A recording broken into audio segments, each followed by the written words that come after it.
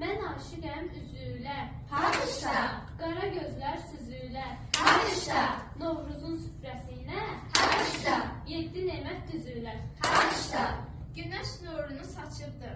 haqqışda, Soyuq qorxub qaçıbdır.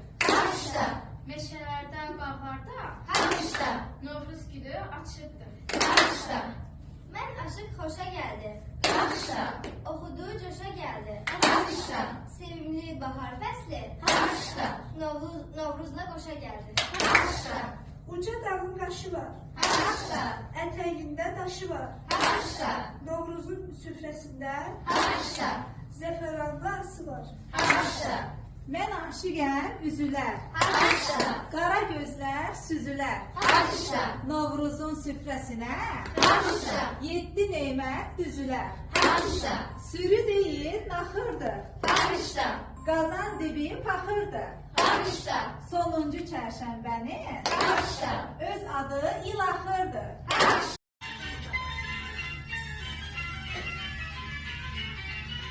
Halkımın günleri ne güzel ne şen geçir. Her şirin arzular